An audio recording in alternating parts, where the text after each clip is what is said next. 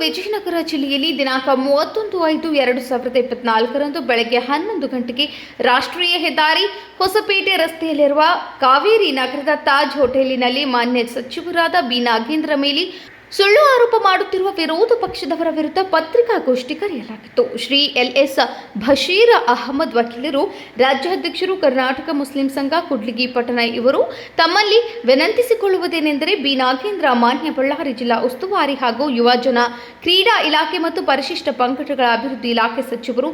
ಇವರು ಸುಮಾರು 10 ವರ್ಷಗಳ ಕಾಲ ಕೂಡ್ಲಿಗಿ ಕ್ಷೇತ್ರದಲ್ಲಿ ಶಾಸಕರಾಗಿ ಸೇವೆ ಸಲ್ಲಿಸಿ ಯಾವುದೇ ಕಳಂಕವಿಲ್ಲದೆ ರಾಜಕೀಯ ಮಾಡಿರುವ ಸ್ವಜನ ಪಕ್ಷಪಾತ ರಾಜಕಾರಣಿಯಾಗಿರುತ್ತಾರೆ. ಪರಿಶಿಷ್ಟ ವರ್ಗಗಳ ಅಭಿವೃದ್ಧಿ ನಿಗಮದಲ್ಲಿ ಅಧಿಕಾರಿಗಳ ಕರ್ತವ್ಯದ ವೈಷಮ್ಯದಲ್ಲಿ ಅವರವರೇ ಭಿನ್ನಾಭಿಪ್ರಾಯಗಳನ್ನು ಹುಟ್ಟುಹಾಕಿಕೊಂಡು ಹಗರಣದ ಬಗ್ಗೆ ಮಾಧ್ಯಮಗಳಲ್ಲಿ ವಿನಾಕಾರಣ ಯಾವುದೇ ಕಳಂಕ ಇಲ್ಲದ ಮತ್ತು ಸಚಿವರ ಯಾವುದೇ ರೀತಿಯ ಲೋಪದೋಷಗಳು ಇಲ್ಲದಿದ್ದರೂ ಸಹ ಅವರ ತೇಜೋವಧೆ ಮಾಡಬೇಕು ಮತ್ತು ಸಚಿವ ಸ್ಥಾನಕ್ಕೆ ಕಳಂಕ ತಂದು ರಾಜಕೀಯ ಜೀವನದಲ್ಲಿ ಅವರನ್ನು ಟೀಕೆ ಮಾಡುವ ದುರುದ್ದೇಶದಿಂದ ಮತ್ತು ಸಾಮಾಜಿಕವಾಗಿ ಅವರ ಮೇಲೆ ಮಸಿ ಬಳಿಯುವ ಉದ್ದೇಶದಿಂದ ವಿರೋಧ ಪಕ್ಷದ ಕೆಲವೊಂದು ಪಟ್ಟಬದ್ಧ ಹಿತಾಸಕ್ತಿಗಳು ವಿನಾಕಾರಣ ಸುಳ್ಳು ಸುದ್ದಿಗಳನ್ನು ಹಬ್ಬಿಸಿ ರಾಜಕೀಯ ವಲಯದಲ್ಲಿ ಕಲುಷಿತ ವಾತಾವರಣ ನಿರ್ಮಾಣ ಮಾಡಲು ಮುಂದಾಗಿರುತ್ತಾರೆ.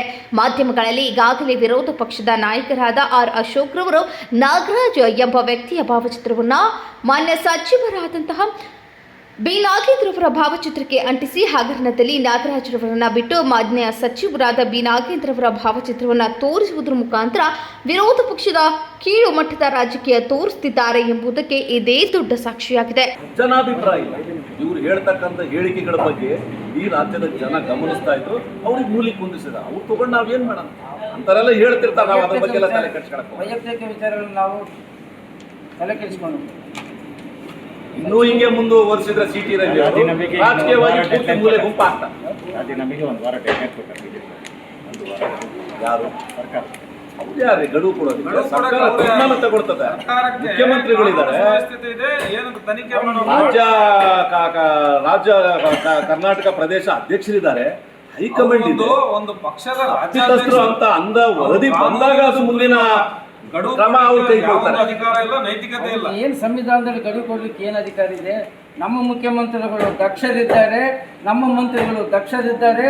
ಆ ಕಮಿಷನರ್ ವರದಿ ಏನಿದಲ್ಲ, ಈಗ ಶಿವಳ್ಳಿ ದಾಟಿರ್ತಕ್ಕಂಥದ್ದು ವರದಿ ಬಂದ ಮೇಲೆ ಸತ್ಯಾಸತ್ಯತೆ ಬಂದ ಮೇಲೆ ಅವ್ರು ಮುಂದೆ ಮಾತಾಡಿದ್ರು ಸಂಜೆ ಕೊಡು.